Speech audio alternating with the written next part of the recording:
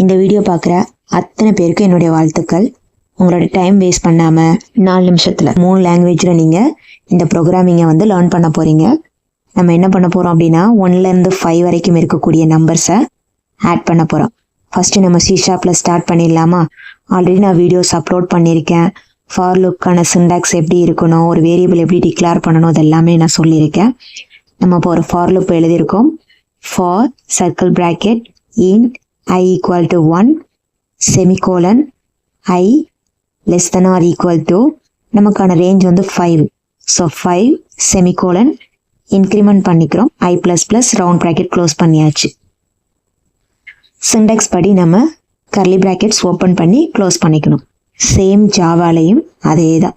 நீங்கள் ஒரு நோட் மட்டும் தனியாக நீங்கள் செப்பரேட்டாக வச்சுட்டு அதில் இந்த மாதிரி 3 லாங்குவேஜுக்கான கோடிங்கை காப்பி பண்ணி வச்சுக்கோங்க. நெக்ஸ்ட்டு பைத்தானில் பார்க்கலாம். பைத்தானில் கொஞ்சம் டிஃப்ரெண்ட்டாக இருக்கும். சிண்டெக்ஸே கொஞ்சம் வேறு மாதிரி இருக்கும். இதில் ஸ்பேசஸ் எல்லாம் நம்ம பார்த்து கொடுக்குற மாதிரி இருக்கும். ஓகே, ஃபார் வேரியபிள் நேம் என்ன வேணால் நீங்கள் கொடுங்க. இன் அப்படிங்கிறது ஒரு மெம்பர்ஷிப் ஆப்ரேட்டர். ரேஞ்ச் அப்படிங்கிறது ஒரு ஃபங்க்ஷன். இப்போ இதில் நம்ம வந்து 2 ஆர்குமெண்ட் வந்து பாஸ் பண்ணணும். லாஸ்ட்டில் கோலன் வச்சிடணும். ரைட், இங்கே ரேஞ்சுக்குள்ளே என்ன வேல்யூ கொடுக்க போகிறோம் அப்படின்னா இந்த 5 வந்து ending value. So starting value 1 comma 5 கொடுத்தோன்னா 5 வரும்போது எண்ட் ஆகிடும். அதனால நான் 6ன்னு கொடுக்குறேன். 6 வரும்போது எண்ட் ஆகட்டும். ஓகே, அப்போ இந்த கர்லி ப்ராக்கெட்ஸ்க்காக இங்கே என்ன கொடுக்க போகிறோம்னா ஸ்பேஸ் தான் கொடுக்க போகிறோம். அதாவது ஜஸ்ட் ஒரு டேப் கொடுத்தீங்கன்னா போதும். கிளியர்? நெக்ஸ்ட்டு இப்போது இந்த வேல்யூஸ் எல்லாத்தையும் ஆட் பண்ணணும்ல, அதுக்கான ஒரு மெமரி வந்து நம்ம அலோகேட் பண்ணணும். அதுக்கும் நேம் வந்து நீங்கள் பின்னு வச்சுக்கோங்க, இல்லை ஏதாவது நேம். பட் நான் சம் அப்படின்னு கொடுக்குறேன். நம்பரை தான் ஸ்டோர் பண்ண போகிறதுனால இன்ட்டு சம் ஈக்குவல் டு 0. அப்போ ஜாவாவில் எப்படி வரும்? சேம் C# மாதிரியே தான். ஓகேவா? அடுத்து பைத்தானில் வந்து டேட்டா டைப் கிடையாது. அதாவது கிடையாது மீன்ஸ் நம்ம இன்ட் அப்படின்னு கொடுக்க மாட்டோம்.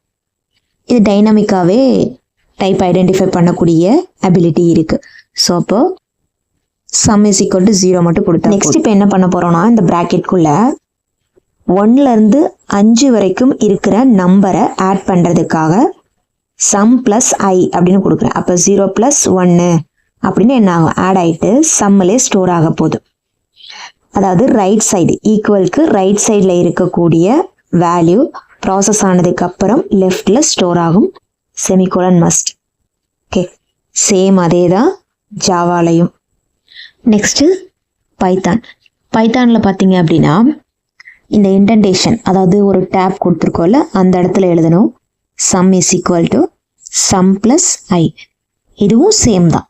ஓகே, பட் என்ன அப்படின்னா செமிகோலன் கொடுக்க மாட்டோம். அடுத்து இப்போ இந்த சம் வேல்யூவை பிரிண்ட் பண்ணணும். இந்த ப்ராக்கெட்குள்ளே கொடுத்துட்டோம் அப்படின்னா ரிப்பீட்டடாக ஒவ்வொரு தடவையும் சம் வேல்யூ நமக்கு டிஸ்பிளே ஆகும். அப்படி வேணா லூப் முடிச்சதுக்கப்புறம் ஃபைனல் வேல்யூ வேணுங்கிறதுனால இந்த ப்ராக்கெட்ஸ் க்ளோஸ் பண்ணதுக்கப்புறம் என்ன கொடுக்குறேன்? console.writeLine கொடுக்க போகிறேன். நெக்ஸ்ட் ஜாவாலையும் ப்ராக்கெட் முடிச்சதுக்கப்புறம் system.out.println வந்து கொடுக்குறேன்.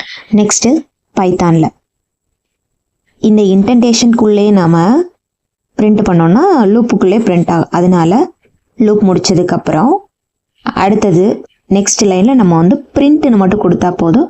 பிரிண்ட் வந்து இது கேப்ஸ் எல்லாம் கிடையாது. அந்த ஃபர்ஸ்ட் லெட்டர் வந்து உங்களுக்கு லோவர் கேஸில் தான். இந்த கான்செப்ட் உங்களுக்கு புரிஞ்சிருந்துச்சுன்னா உங்கள் ஃப்ரெண்ட்ஸ்க்கு ஷேர் பண்ணுங்கள். லைக் அண்ட் சப்ஸ்கிரைப் பண்ணுங்கள். Thank you so much.